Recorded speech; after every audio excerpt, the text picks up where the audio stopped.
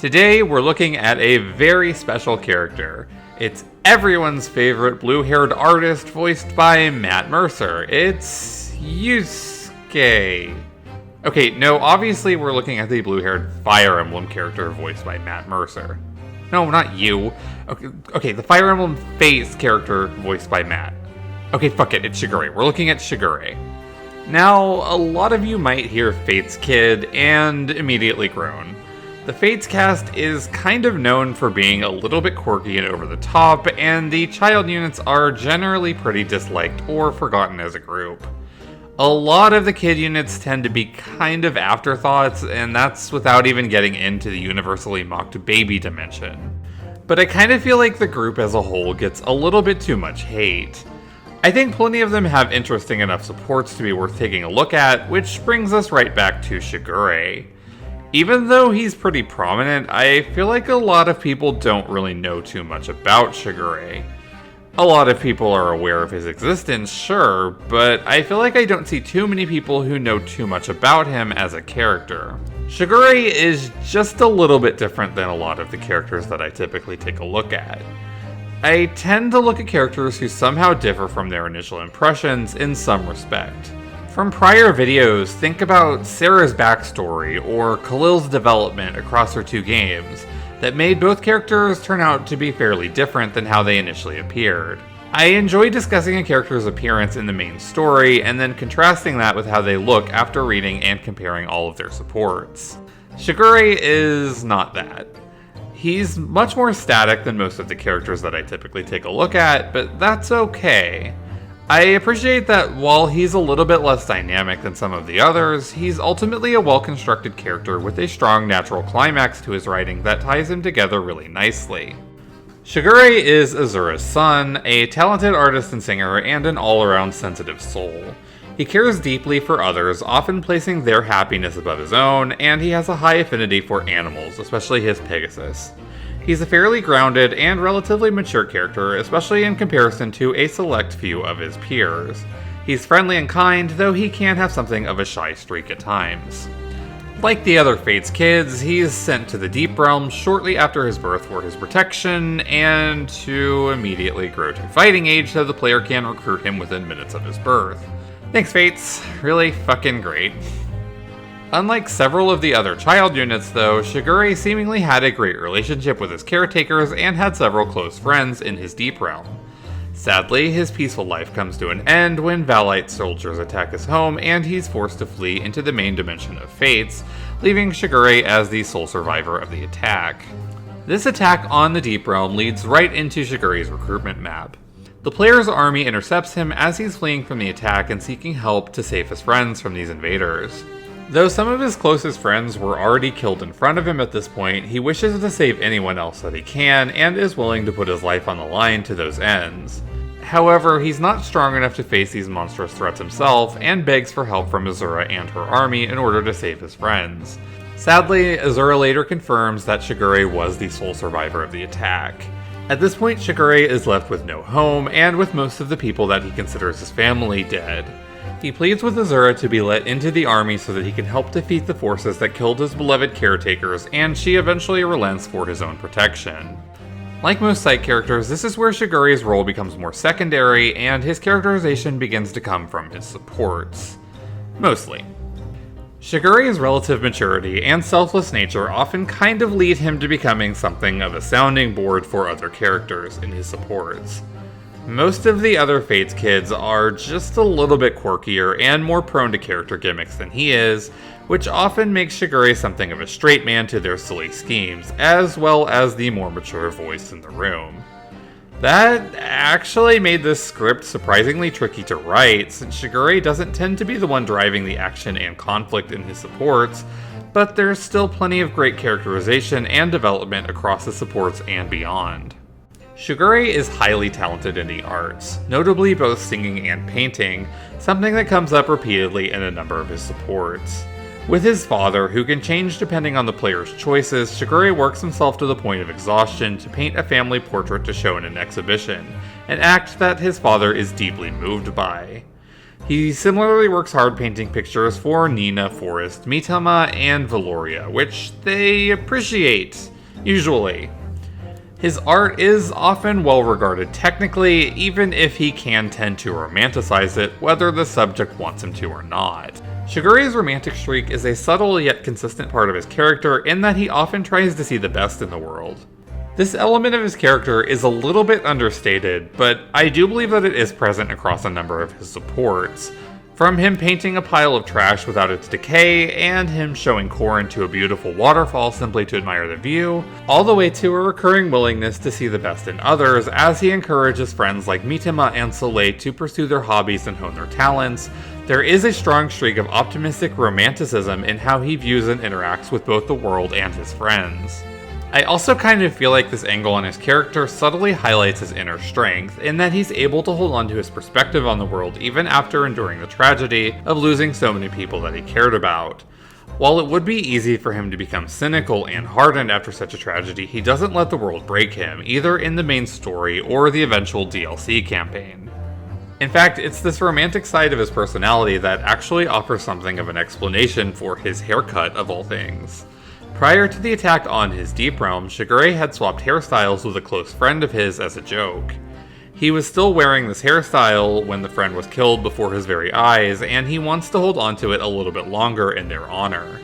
Shigure holds tight to sentimental gestures like that, even if no one else around him can appreciate it for what it is, which is highly reflective of his romantic streak. Owing to both his sensitive side and his overall gentle demeanor, Shigure has a high affinity for animals. In particular, he deeply loves his Pegasus and treats her with the utmost respect. He regularly takes her out on leisurely flights and is rarely seen without her, even during meals.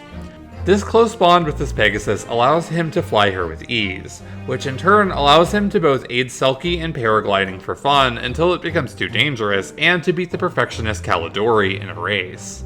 However, his love of animals isn't just limited to his Pegasus. Shigure has an almost supernatural ability to communicate with all types of animals, something which is attributed to his pure heart.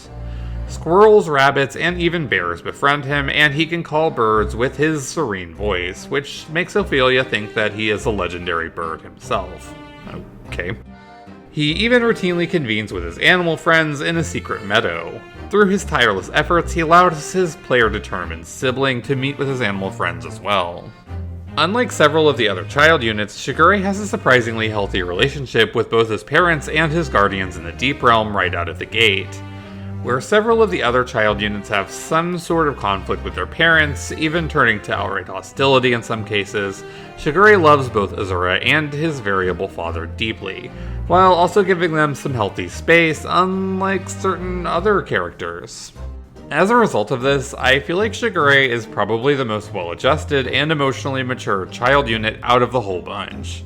This gives him some great perspective that others are critically lacking and allows him to mediate some issues for them as well. I'd like to call special attention to his supports with both Rajat and Kana in regards to how Shigure is able to mediate issues for others. Rajat isolated herself for most of her life, ignoring virtually everyone around her. She refused to make friends and is even on tense terms with her father, who she is older than, because fates. However, Shigure is able to get to the core of her issues and crack through her shell, even becoming something resembling friends with her.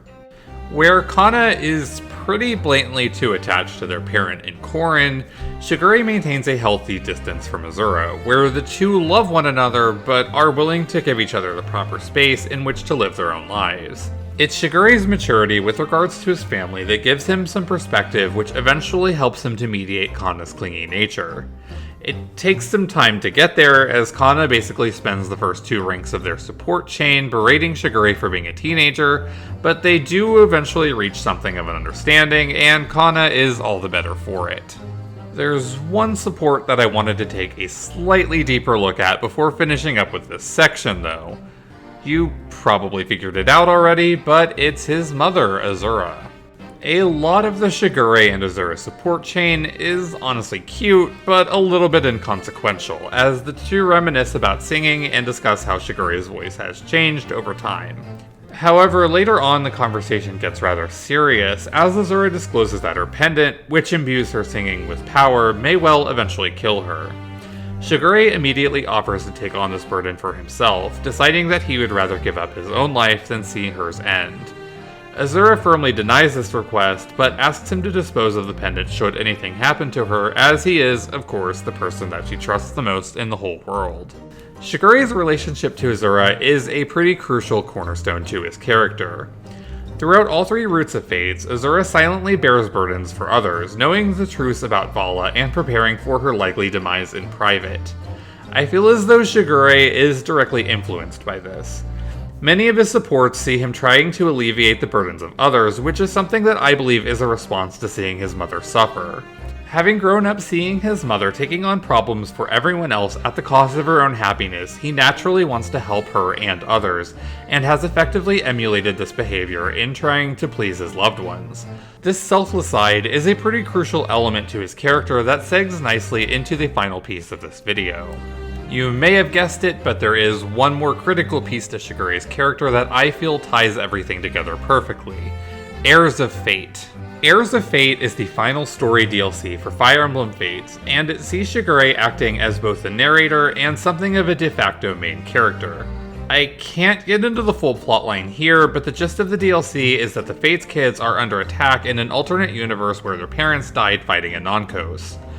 Throughout the story, Shigure receives guidance from Azura's spirit as he endeavors to set things right and safely return the other child units to their correct universes. He eventually learns of Azura's song in this timeline and how it may be used to end the conflict at the cost of his own life. He realizes that he can take Anonkos' curse into himself and spend an eternity in an undead, suffering state, which would restore the other worlds and save his friends. While he claims that the others are just strangers to him, since they're different incarnations of his friends than the ones that he knew, it's clear that he cares for them deeply, and much like with Azura, he is willing to sacrifice himself to save the others. Thankfully, the other kids band together and save him by sacrificing their memories in order to set things right, but the gesture remains crystal clear from Shigure's perspective. Everything that he did in this storyline was set up to sacrifice himself, subjecting himself to eternal torture in order to protect his friends, even if they're not precisely the ones that he originally knew. As Heirs of Fate draws to a close, Shigure fulfills the promise that he made to Azura during their support in the main game by throwing her pendant into a lake. Since this DLC was the final content released for Fates, it actually ends the game in a rather beautiful way, by tying back to the animation of the pendant sinking into the water that had played on the title screen since the very beginning. Everyone else reunites with their parents, while Shigure is content with what he was able to accomplish in saving his friends. I find this to be a wonderful cap to his character. Shigure's supports are commonly defined by his willingness to help others no matter the cost. It feels like such a strong progression for him to finish out the DLC by stepping up to give up everything in order to protect others, echoing his attitude in the Azura support and carrying on her legacy from the main game. When he loses almost everyone who matters to him in this storyline, he does not bend or break, but instead stands tall, facing the worst fate imaginable in order to help others. While it is just for a DLC campaign, I also appreciate that a side character like Shigure gets the chance to really take center stage and shine as something of a pseudo-lord in what feels like a strong, natural progression from the selfless behavior that he exhibits in his supports. He may be a little more soft-spoken and sensitive than a typical lord in the series, but he certainly owns his role in Heirs of Fate very well and caps off his character wonderfully. The portrait of Shigure that I wanted to paint is one of a character who twice faces the worst tragedies imaginable, yet who never lets the world break him. A sensitive artist, romantic animal lover, and tirelessly devoted friend, he's selfless to a fault. He puts himself in physical danger to help a friend have some simple fun. He works himself to the point of exhaustion to paint a heartfelt portrait for his father.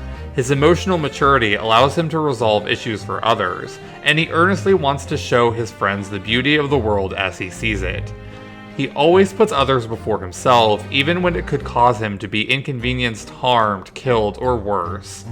Even when he loses almost everyone that he cares about, he manages to hold on to both his inherent optimism and his romantic view of the world.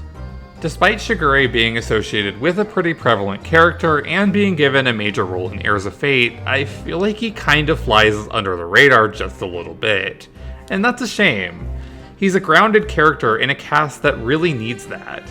Moreover, I find him to be one of the most relatable and rootable characters in the cast, an unlikely hero who stands tall when he's given the opportunity to, and in my opinion, a character who more than deserves a bigger spotlight than what he has. This show is over!